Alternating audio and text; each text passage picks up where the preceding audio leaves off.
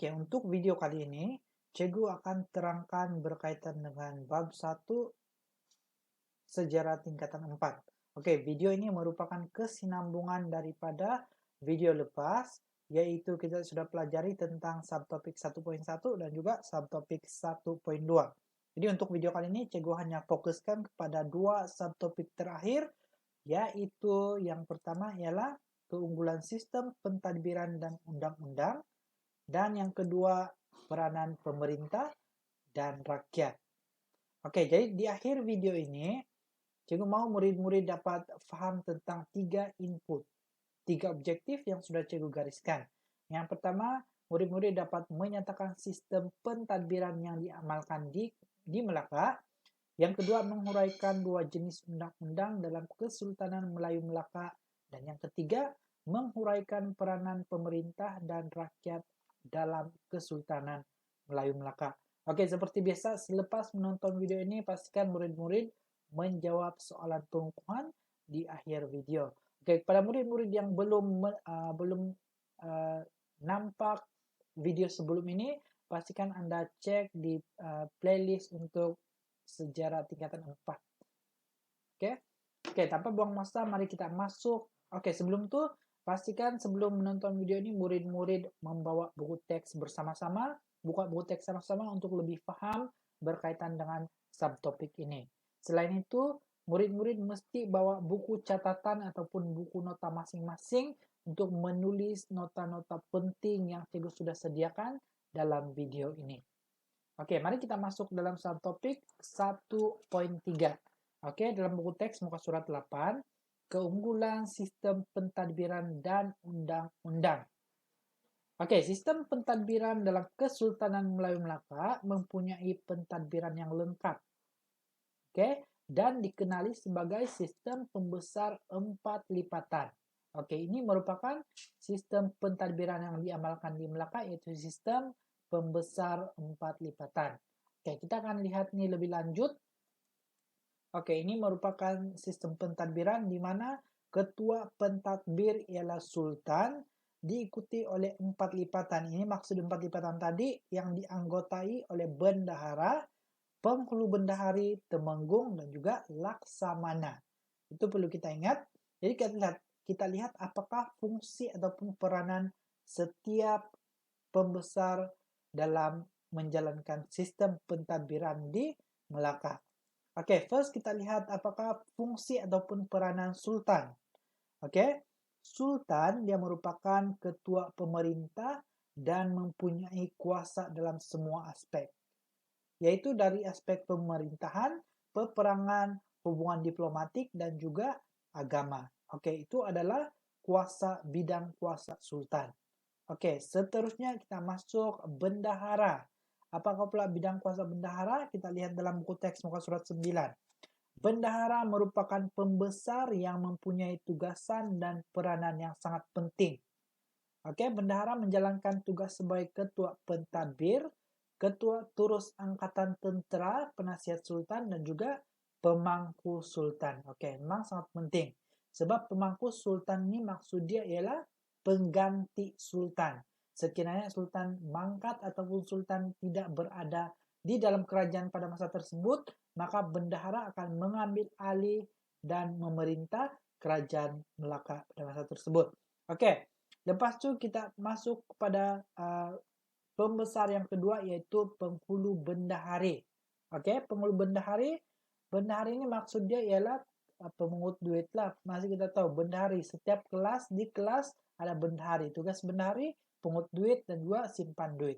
Oke, dalam kerajaan Melayu Melaka, penghulu bendahari tugas dia ialah untuk menguruskan perbendaharaan.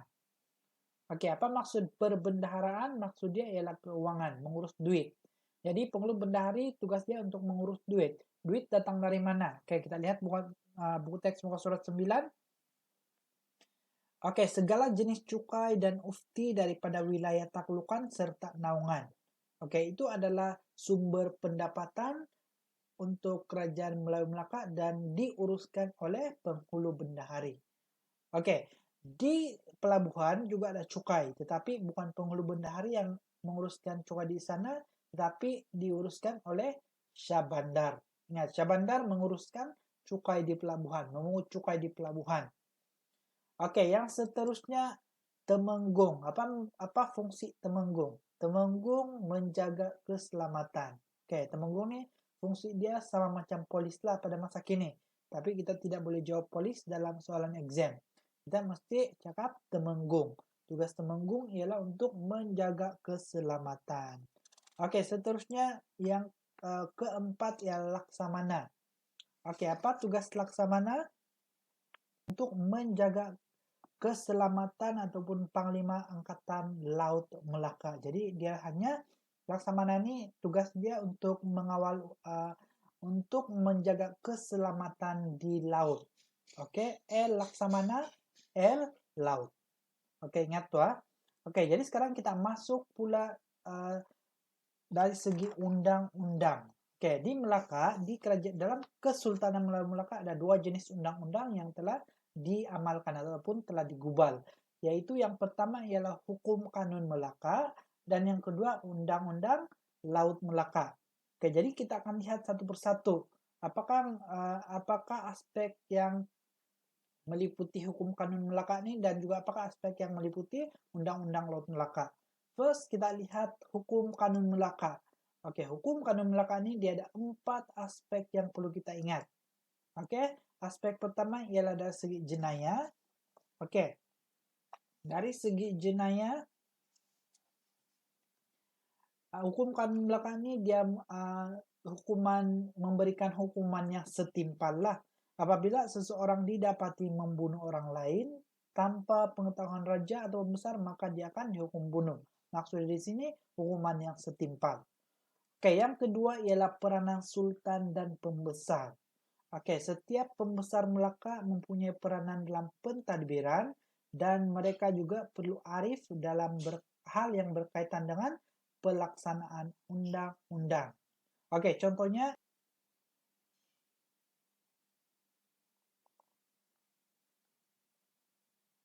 Oke, yang kedua ialah peranan sultan dan pembesar. Oke, kita lihat di sini. Oke, setiap pembesar Melaka mempunyai peranan dalam sistem pentadbiran dan mereka perlu arif dalam hal yang berkaitan dengan pelaksanaan undang-undang. Oke, contohnya dalam pasal 1 dijelaskan tugas sultan. Oke, bendahara Temenggung dan juga penghulu bendahari. Oke, apa tugas sultan? Tugas sultan ialah melantik Temenggung dan juga bendahari. Oke, yang seterusnya ialah kekeluargaan. Oke, dari aspek kekeluargaan, Hukum Kanun Melaka telah menggariskan bahwa pernikahan perlu 4 orang saksi. Jadi, apabila berlaku pernikahan di Kerajaan Melaka memerlukan 4 orang saksi. Jadi, sekiranya tiada 4 orang tersebut, maka 2 orang pun sudah memadai. Oke, seterusnya ialah dari segi ekonomi. Oke, dari segi ekonomi, amalan riba diharamkan.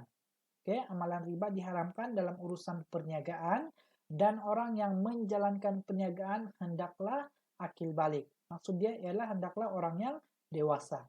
Oke, jadi ada 4 aspek yang perlu kita tahu dalam Hukum Kanun Melaka nih. Oke, seterusnya kita masuk dalam Undang-Undang Laut Melaka. Tadi ada 4 aspek. Sekarang kita lihat ada 4 aspek juga. Aspek pertama berkaitan dengan peranan nakoda. Apa itu nakoda?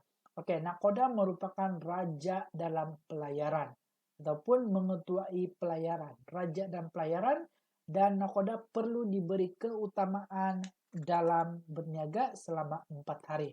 Oke, itu kita boleh lihat dalam buku teks muka surat 11. Cikgu hanya ambil isi-isi penting yang perlu pelajar ingat saja. Oke, yang kedua ialah dari aspek pelayaran. Oke, dari aspek pelayaran, apa yang penting ialah malim. Oke, dari aspek pelayaran, malim itu sangat penting dalam pelayaran lah. Malim harus arif tentang ilmu pelayaran. Malim perlu mengetahui keadaan ombak, arus, dan kedudukan bulan bintang agar pelayaran dalam keadaan selamat. Oke, kita lihat di sini. Oke, sekiranya malim lalai dan menjalankan tugas, dalam menjalankan tugas sehingga menyebabkan pelanggaran dan kerusakan, maka maling tersebut akan dihukum bunuh. Oke, itu adalah Undang-Undang Laut Melaka berkaitan dengan pelayaran. Oke, seterusnya kita lihat dari segi jenayah. Oke, perbuatan jenayah di atas kapal akan menggugat ketentraman dan keselamatan isi kapal. Jadi, seseorang yang berkelakuan jahat dan membunuh orang di atas kapal, hukumannya adalah hukuman bunuh. Pencukaian. Oke, pencukaian di atas kapal, siapa yang menentukan cukai? Yang menentukan cukai ialah nakoda. Nakoda menentukan jumlah cukai yang dikenakan terhadap penumpang, yaitu 1/10 daripada hasil penumpang tersebut. Oke, jadi ada 4 aspek untuk Undang-Undang Laut Melaka, ada 4 aspek untuk Hukum Kanun Melaka. Oke, jadi sekarang kita masuk dalam subtopik yang terakhir, yaitu subtopik berkaitan dengan peranan pemerintah dan rakyat. Apa pula peranan pemerintah dan rakyat dalam Kerajaan Melayu Melaka? Oke, ingat, dalam Kerajaan Melayu Melaka ada 2 golongan pemerintah dan 2 golongan diperintah. Oke, golongan pemerintah ini termasuk sultan, pembesar, manakala golongan pemerintah termasuk rakyat dan hamba. Oke, kita lihat apa peranan sultan dalam kerajaan. First, menaungi dan menjaga keselamatan rakyat. Yang kedua, mewujudkan perpaduan rakyat. Yang ketiga, bertanggung jawab terhadap kemakmuran serta kestabilan kerajaan. Dan yang keempat, memperkenalkan undang-undang untuk mengawal rakyat. Oke, yang kedua, peranan pembesar. Oke, peranan pembesar ialah memelihara keamanan dan kebajikan rakyat. Pembesar, tugas dia untuk memelihara keamanan dan kebajikan. Lepas itu menjadi perantara antara sultan dan rakyat, dan juga mengutip hasil melalui sistem serah dan juga sistem kerah. Oke, ini tugas pembesar dan juga tugas sultan. Sekarang kita lihat pula apa peranan rakyat dalam Kerajaan Melayu Melaka. Oke, peranan rakyat ialah untuk menunjukkan taat setia kepada pemerintah, mematuhi segala arahan pemerintah dan tidak akan menderhaka.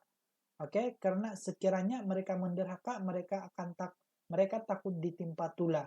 Tulah itu maksudnya ialah malapetaka. Oke, seterusnya menghadiri majelis umum seperti gotong royong, menjadi pengayuh atau pendayung kapal perang, dan yang terakhir menyumbang tenaga kerja melalui sistem kerah. Oke, jadi itu adalah untuk subtopik 1.4, yaitu peranan pemerintah dan rakyat. Jadi kita habis untuk subtopik ini, maka untuk bab 1 kita sudah habis belajar. Jadi untuk di akhir video ini cikgu sudah sediakan 1 soalan esai. Nah, ini soalan esai tersebut dan pastikan murid-murid menjawab soalan esai ini dalam buku latihan masing-masing. Oke, jadi untuk video seterusnya kita akan masuk dalam bab baru, yaitu bab 2, kebangkitan nasionalisme. Jadi itu saja untuk video kali ini. Sekian dan terima kasih.